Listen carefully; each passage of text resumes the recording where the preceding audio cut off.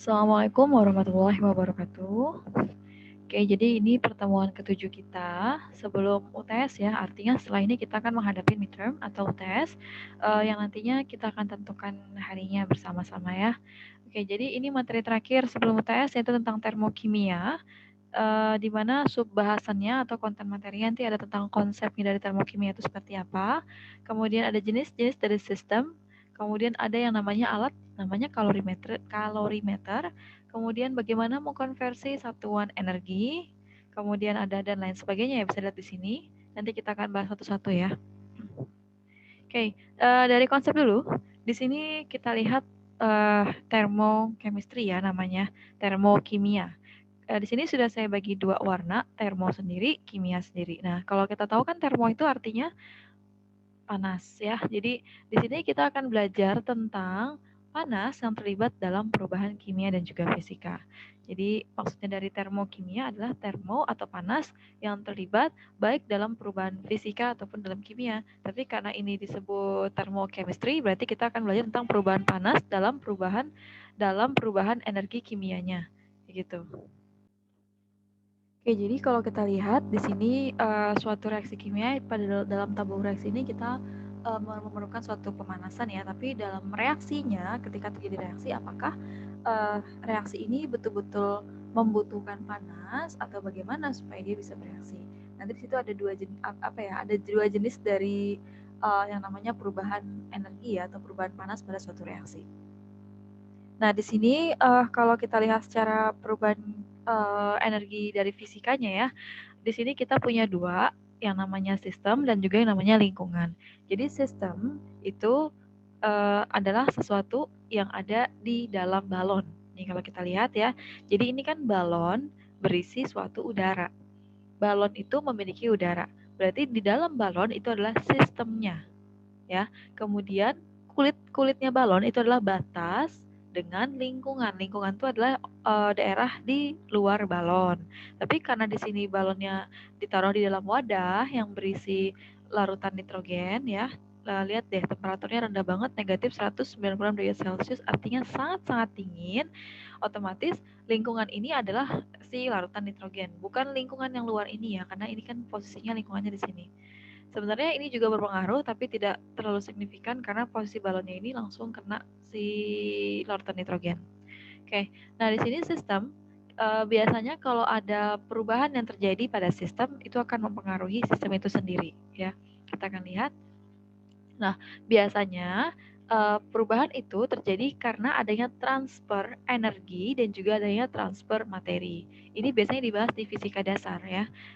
Jadi karena di farmasi tidak ada fisika, jadi kita langsung bahas di kimia saja, nggak apa-apa. Jadi ini saya kasih gambaran umumnya dulu untuk hubungan antara energi, sistem, dan lingkungan. Nah, jadi kalau kita lihat posisinya balon ini kan tertutup rapat ya. Nah, tertutup rapat.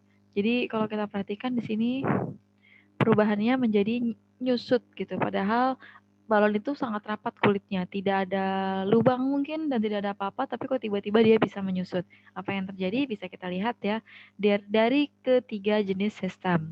Nah, sistem itu ada tiga. Yang pertama ada open system atau sistem terbuka, ada closed system atau sistem tertutup, ada isolated system ya atau sistem yang terisolasi. Jadi untuk yang pertama dulu, kalau open system itu maksudnya adalah sistem itu terbuka. Contoh kalau misalnya kalian taruh air panas di dalam gelas. Gelasnya tidak ditutup, artinya terbuka.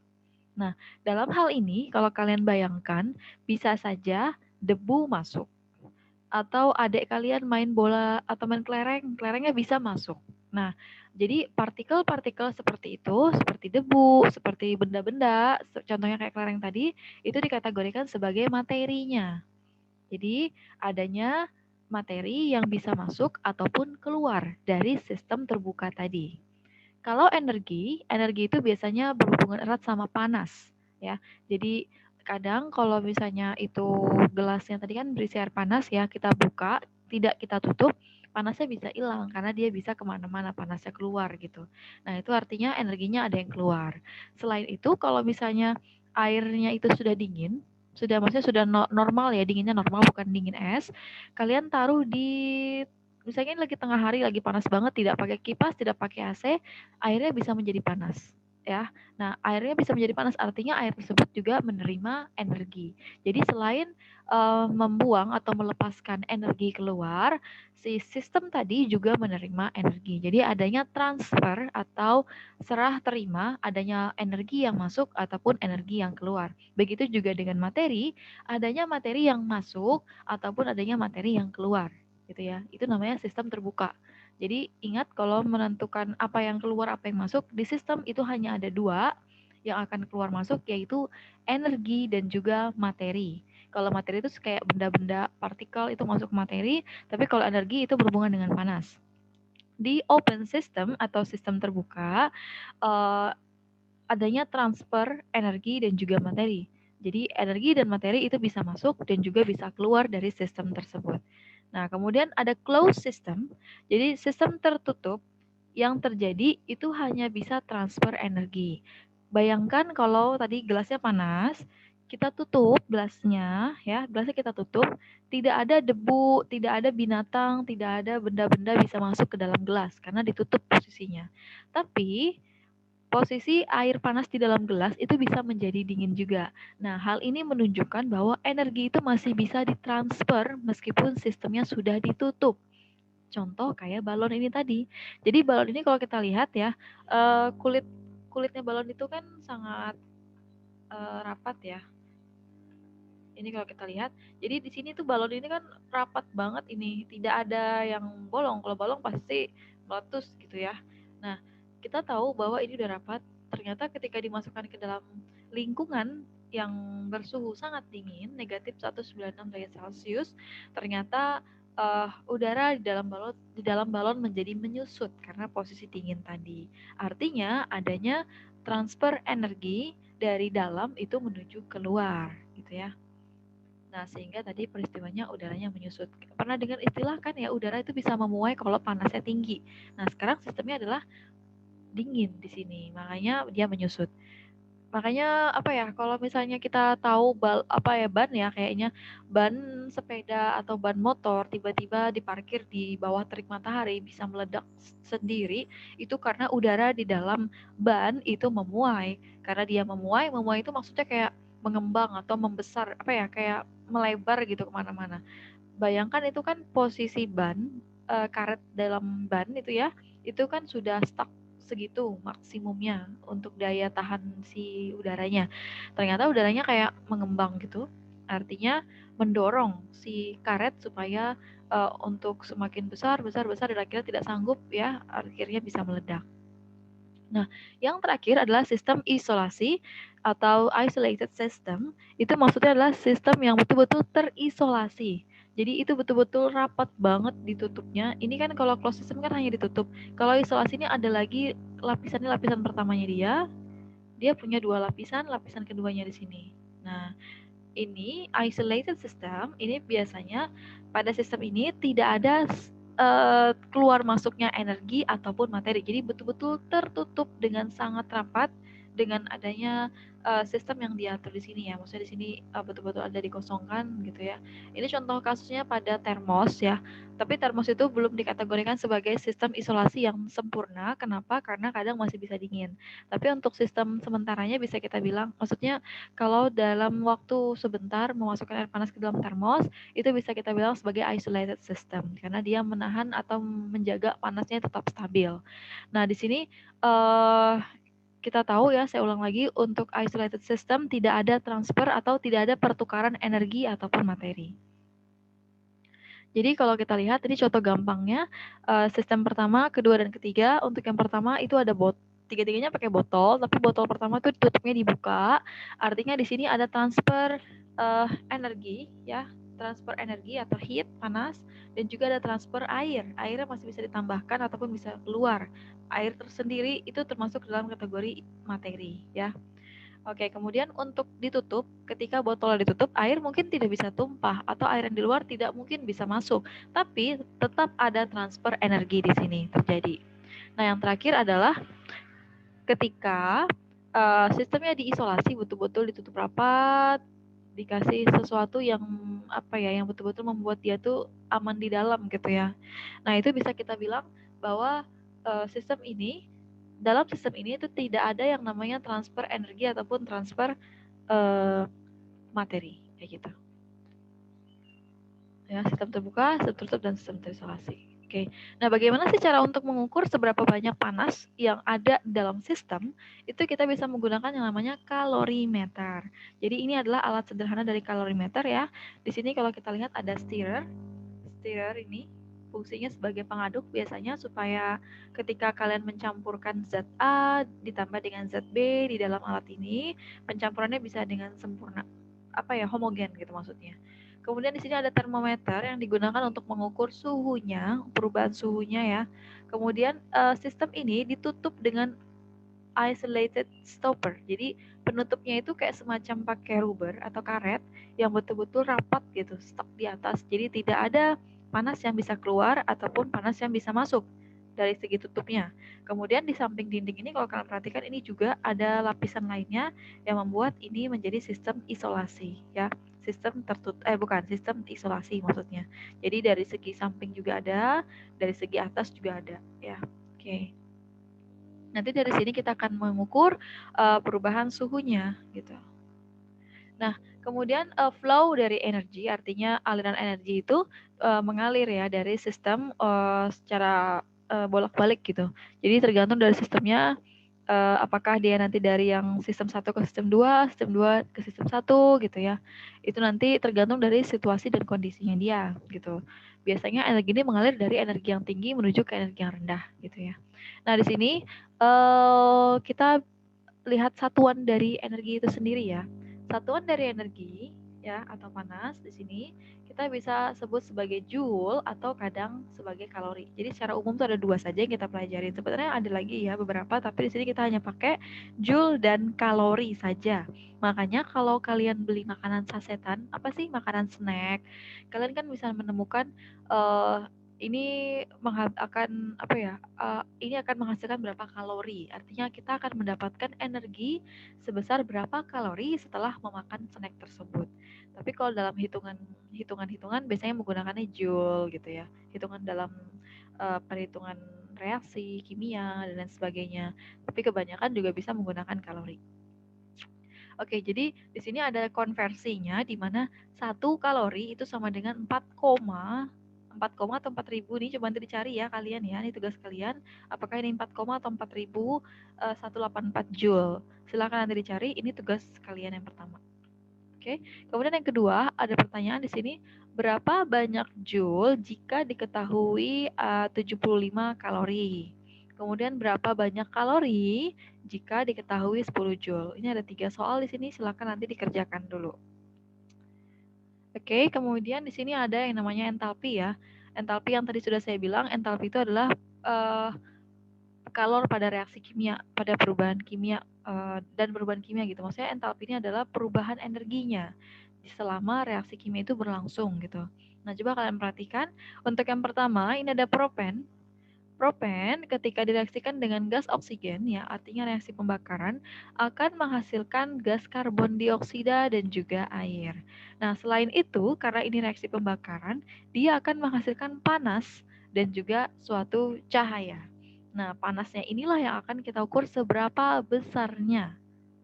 Oke. Apakah kalau di sini kan sistemnya ya, kalau kalian lihat ya, ini yang propen direaksikan sama oksigen. Menghasilkan.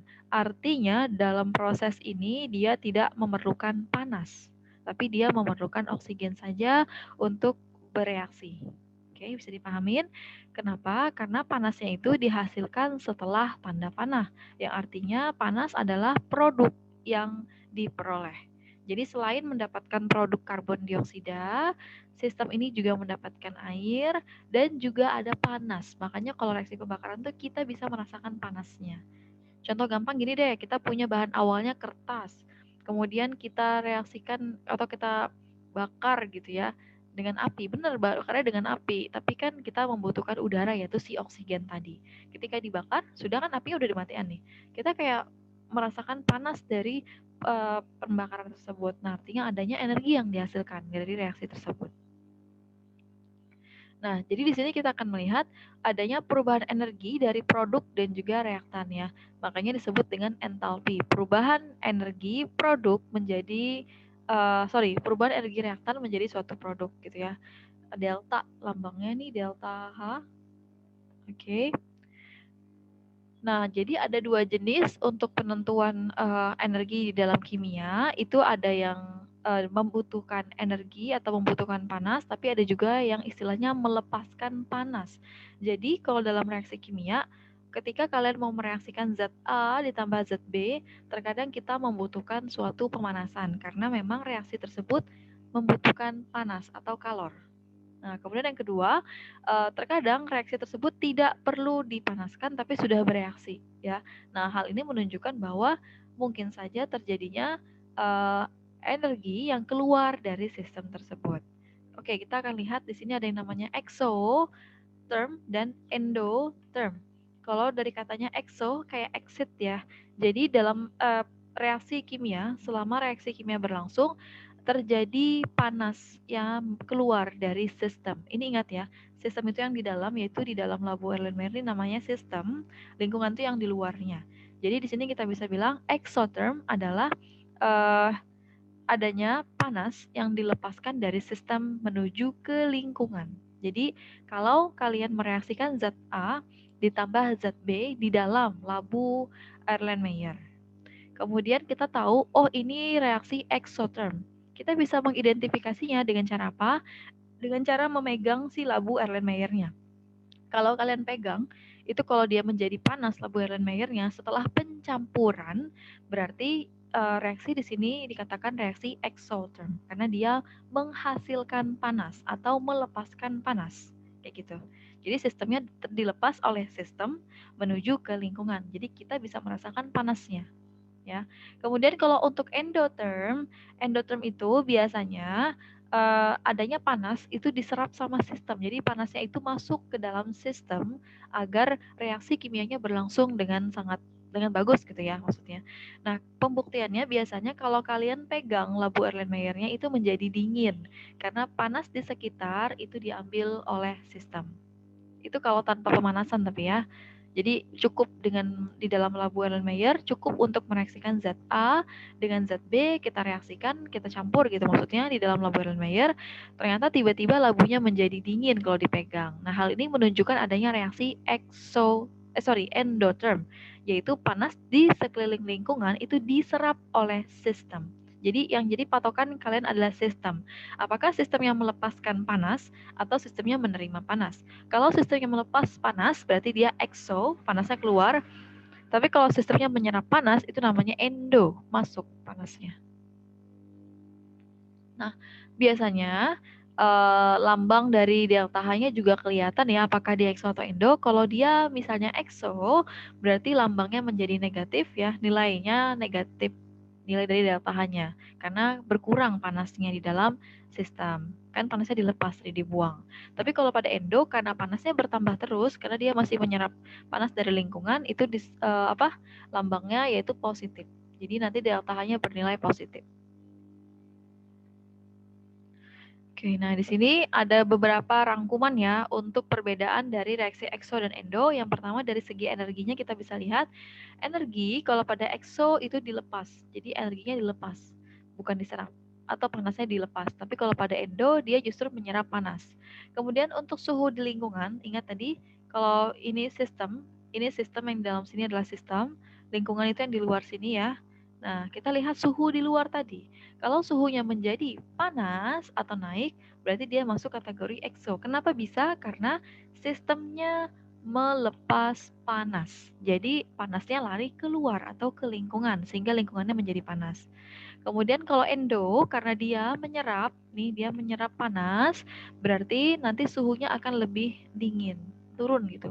Nggak dingin-dingin amat, yang penting berubah dari suhu ruang.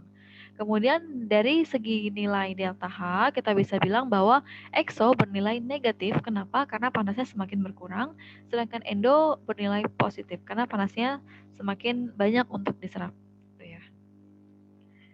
Oke, nah di sini ada kategori exo, apakah ini disebut sebagai exo atau disebut sebagai endo? Kalau kita lihat ya, di sini ada 3 jenis reaksi kimia. Untuk yang pertama dikategorikan ketika karbon direaksikan dengan oksigen, dia menghasilkan gas CO2 dengan catatan bahwa dia membebaskan energi sebanyak 393,52. Nah, kalau menurut kalian ini kira-kira exo atau endo? Kalau dia dengan kategori membebaskan, melepaskan. Exo ya, karena panasnya keluar. Oke, jadi untuk yang nomor 1 ini masuk kategori exotherm. Oke.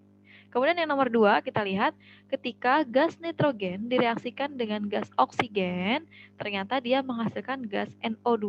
Oh sorry, ini nitrogen tok ya, bukan gas. Dia menghasilkan gas NO2 ya. Kemudian ada catatan bahwa di sini selama menghasilkan NO2 atau selama proses reaksi dia menyerap kalor sebesar 66,54. Artinya sistem ini adalah kalau dia menyerap berarti endo. Oke, bagus. Yang terakhir, di sini ada H2 direaksikan dengan gas oksigen, kemudian menghasilkan H2O dalam bentuk liquid.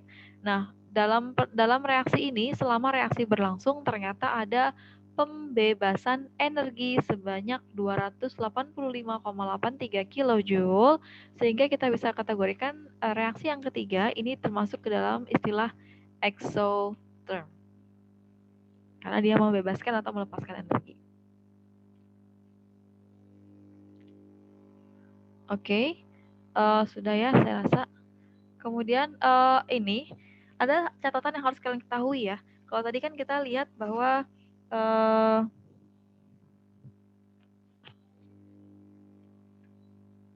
dan untuk H2O di sini kita bisa lihat bahwa yang pertama di sini posisinya solid berubah menjadi liquid. Ini contohnya kayak solid air ya. Air yang tadinya fasenya solid atau padatan berubah menjadi liquid. Jadi air itu dari es batu menjadi cair gitu. Nah, ini. Di sini ada keterangan delta H-nya bernilai 6,01. Ini nilainya positif. Jadi kita bisa bilang selama perubahan dari air yang berfase solid atau air yang berfase padatan menjadi air yang berfase liquid ya, dari padatan menjadi liquid, dia membutuhkan kalor sebesar 6,01 kilojoule gitu ya. Jadi makanya kalian sudah tahu perubahan dari, kita tahu es batu itu bisa mencair kalau kena panas. Artinya kita cuma taunya kena panas dari luar, ternyata es batunya itu menyerap panas, dia menyerap sebesar, kalau di sini keterangannya 6,01 kilojoule, sehingga dia bisa berubah menjadi liquid. Nah, sekarang perhatikan di sini yang nomor 2. Kalau saya balik ya, dari air, dia sudah mencair nih, dari air saya ubah menjadi solid ya. Maksudnya saya akan membekukan kembali. Tadi sudah air, saya bekukan menjadi es lagi. Maka sistem tersebut akan melepaskan kalor sebesar 6,01. Jadi cara bacanya gitu ya. Saya ulang ya untuk yang pertama. Di sini air dengan fase solid, dia akan berubah menjadi air dengan fase liquid dengan cara menyerap energi sebesar 6,01 kilojoule. Kategorinya menyerap karena positif. Kemudian ketika ada air dalam fase liquid, berubah menjadi air dalam fase solid, dia akan melepaskan kalor. Dia tidak butuh panas untuk menjadi es tadi. Dia justru melepaskan kalor yang sudah dia serap tadi sebanyak 6,01. Nah, melepaskannya ditunjuk dengan tanda negatif ya. Negatif 6, tapi kita bilangnya melepaskan kalor sebanyak 6,01. Jadi kata melepaskan itu udah mengganti cara untuk membaca negatifnya gitu ya. Nah, bagaimana kalau saya kali 2? Ada 2 nih koefisiennya. Kemudian H2O-nya juga menjadi 2. Otomatis nilai entalpinya, delta entalpinya juga harus dikali 2. Gitu ya. Jadi ini intinya untuk poin 1 dan poin 2 sebenarnya dia sama ya. Reaktan ataupun produknya itu sama jenisnya, yaitu ada H2O solid dan H2O liquid. Tapi di nomor 2 ini hanya dibalik, sekarang liquidnya di depan, solidnya di belakang. Karena liquidnya kita mau membuat produknya dari larutan, dari cairan liquid menjadi si padatan, yaitu menjadi solid untuk yang poin kedua ini. Sehingga delta H-nya itu sama nilainya tapi bedanya hanya berubah negatif. Oke, bisa dipahamin. Nanti juga sama dengan kasus ini, kalau misalnya 2H2O solid berubah menjadi 2H2O liquid, kalau saya balik ya, menjadi 2H2O liquid, di sini liquid, berubah menjadi 2H2O solid. Nah, kalau dia berubah seperti ini, padahal kalau kita lihat sama-sama H2O, cuman bedanya kita tukar posisi, yang tadinya liquid sebelah kanan, kita ubah menjadi sebelah kiri, solidnya di sebelah kiri, kita ubah menjadi sebelah kanan. Nanti nilai delta H-nya itu akan tetap sama dengan 12, tapi ditambah tanda negatif, 12,0. Jadi kayak lawannya. Nah, Bu, gimana kalau awalnya dia sudah negatif, tapi kita tukar posisi yang kanan ke kiri, kiri ke kanan. Ya udah, negatifnya hilangkan jadi positif, gitu ya. Jadi jangan sampai lupa ketika membalik ini senyawa-senyawa yang ada di dalam reaksi kimia. Dan di sini kita akan mulai menghitung delta H ya. Jadi ini materinya cukup banyak, memang cukup banyak untuk dipahami ya. Di sini kita akan lihat cara untuk menghitung delta H ketika ada suatu persamaan reaksi. Oke, jadi diketahui ada kalsium yang direaksikan dengan O2 itu akan membentuk CaO. Ya, ternyata delta H-nya bernilai negatif. Ini artinya apa? Melepas. Jadi ketika kalsium direaksikan dengan oksigen, maka dia akan membentuk CaO. Pembentukan CaO ini melepas energi sebanyak 635,1 kJ. Kemudian yang kedua, CaCO3, dia cuma sendirian ya, langsung anak panah. Ini kita bisa bilang bahwa penguraian CaCO3 menjadi CaO dan CO2 itu dia memerlukan, karena positif ya, memerlukan energi sebanyak 178,3 kJ. Nah, sekarang pertanyaannya adalah bagaimana cara kita untuk menghitung kalau ada persamaan reaksi yang baru. Jadi ini kan tadi diketahuinya ini, ternyata yang barunya adalah ketika kalsium direaksikan dengan oksigen dan juga direaksikan dengan karbon dioksida, itu dia bisa menghasilkan CaCO3. Delta H jadi berapa? Kayak gitu. Oke, kita akan cek bagaimana caranya. Oke, jadi cara mudahnya adalah pertama, kalian perhatikan posisinya. Ini beda ya ternyata. Oke, beda ya. Sorry. Jadi ini kita akan perhatikan posisinya dulu. Posisi dari yang diketahui.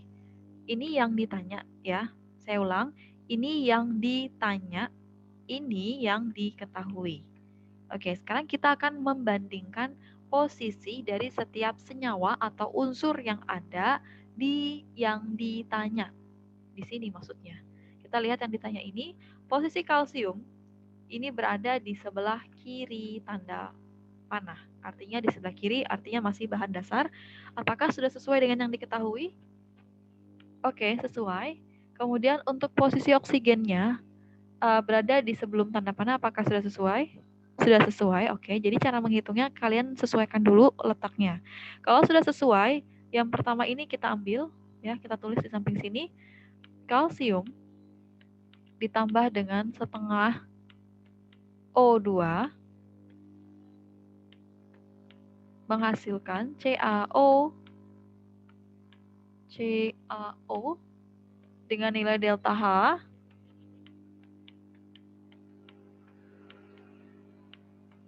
negatif 635,1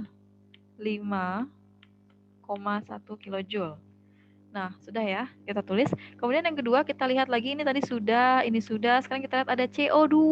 CO2 kalau menurut yang ditanya itu letaknya di sebelah kiri. Apakah sudah sesuai dengan yang di sini? Ternyata tidak. Letaknya adalah di sebelah kanan. Nah, posisi ini harus kalian balik. Jadi yang diketahui posisinya harus mengikuti yang ditanya. Karena yang ditanya CO2-nya di sebelah kiri, berarti yang diketahui untuk yang kedua ini, posisinya ini juga harus menjadi di kiri.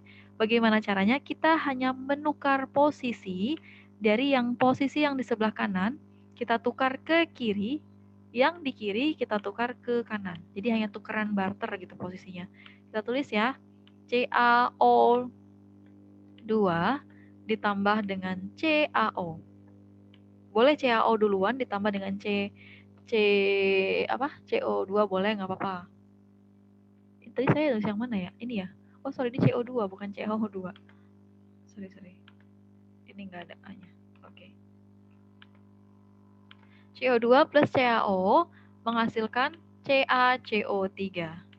CaCO3 dengan nilai delta H-nya tadi positif ya, karena kita tukar berarti menjadi negatif 178,3.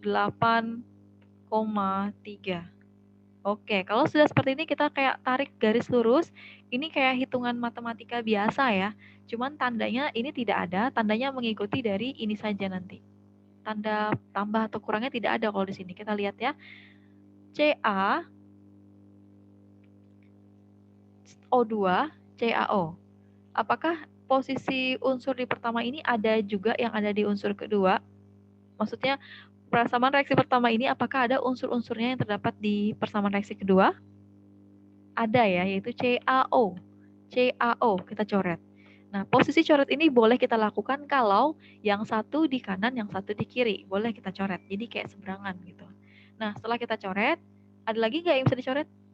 Tidak ada, jadi kita turunkan semua. Ini tidak ada yang dicoret, berarti kita turunkan ke bawah menjadi Ca ditambah dengan setengah O2. Oke, kemudian ditambah dengan CO2.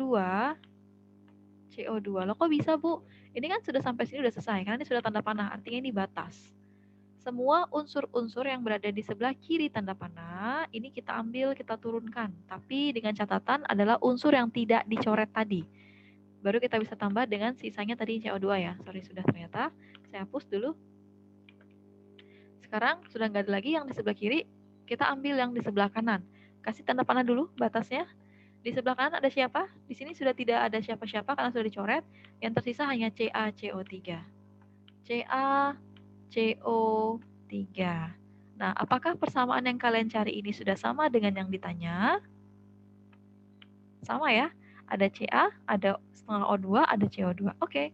Nah, sekarang tinggal menuliskan delta H. Karena sama-sama negatif, berarti ini menjadi makin negatif. Jadi negatif 635,1 harusnya dikurang lagi ya, dikurang dengan 178,3 atau dinegatifkan lagi dengan 178,3. Seperti itu. Oke. Sampai sini ada yang mau tanyakan dulu? Oke, sebelum saya akhiri, di sini ada beberapa contoh soal dan juga latihan ya. Jadi ada beberapa contoh di sini. Nanti bisa disimak lagi lebih lanjut ya untuk dilihat. Nah, kalau di sini kan kasus contoh yang kedua, kita mau mencari kita mau mencari nilai delta H. Delta H jika bentuknya C plus O2 menghasilkan CO2, di mana yang diketahui itu pasti ada 2 reaksi ya. Kadang ada 3 malah, nanti tergantung. Nah, terus ini kita harus melihat posisinya apakah sudah sesuai dengan yang ditanya. Untuk reaksi yang pertama, C-nya di sebelah O2 sebelah kiri betul ya, CO-nya tidak ada sih, tapi nggak apa-apa, yang penting ada unsur-unsur yang ada diketahui itu harus sama posisinya dengan unsur-unsur yang ditanya. Tapi kalau yang ditanya itu tidak ada unsur yang ada diketahui seperti CO2 ini kan nggak ada nih di atas, ya udah nggak masalah. Ya. Yang kedua, kita lihat ada CO ditambah O2 menghasilkan CO2. Berarti unsur yang ada di sini adalah hanya CO2 dan juga O2. Kita lihat posisinya apakah sudah sama? Sudah sama. Ternyata kalau sudah sama, sama-sama di kiri, sama-sama di kanan, kita tidak perlu membalik posisi seperti soal sebelumnya. Jadi langsung aja dihitung, turunkan. Nah, di sini ingat ya, sistem pencoretan itu hanya boleh dilakukan jika posisinya berseberangan. Yang satu di kiri, yang satu di kanan boleh dicoret. Nah, di sini ingat di sini tandanya tambah atau tidak dikasih tanda juga nggak apa-apa. Nanti patokannya hanya dari nilai kalian di sini. Negatif ketemu negatif berarti makin negatif. Kalau yang sebelumnya tadi kan tadi sudah kita balik ya ini ya. Negatif ketemu negatif juga ya. Jadinya tetap hasilnya sama dengan negatif ya, kayak gitu. Oke, selanjutnya ada soal buat kalian. Silahkan dikerjakan untuk yang satu soal ini. Kemudian juga ada soal ini. Jadi 3 soal tambahan buat kalian ya. Nah, di sini ini hanya proses dari sistem transfer energi di muka bumi kita ya. Ini yang menyebabkan yang namanya natural greenhouse effect atau apa? Ada yang tahu? Greenhouse effect, natural greenhouse effect. Jadi kayak apa ya? Semacam pemacu untuk terjadinya global warming kayak gitu. Jadi rumah kaca. Jadi efek dari rumah kaca ketika panas itu masuk ke bumi kita, terkadang panas itu tidak bisa dipantulkan lagi keluar karena mungkin ada lapisan-lapisan yang menghalangi di udara kita. Seperti ada CO2 ataupun yang lainnya yang bisa menghalangi si panas ini supaya terpantul kembali keluar. Hal ini menyebabkan panasnya ya terdiam di dalam bumi, jadinya kayak meningkat gitu. Makanya kenapa sekarang suhu kita juga kadang bisa panas banget drastis gitu perubahannya karena sistem ini juga ya, karena polusi berpengaruh sekali. CO2 dari hasil pembakaran entah dari apapun itu yang menghasilkan CO2 itu bisa menyebabkan efek rumah kaca gitu ya, yang akan meningkatkan peristiwa global warming ini. Oke, kurang lebihnya saya mohon maaf ya. Jika ada pertanyaan silahkan tanya via WA, via Google Classroom juga saya akan standby ya. Saya akhiri, Assalamualaikum warahmatullahi wabarakatuh.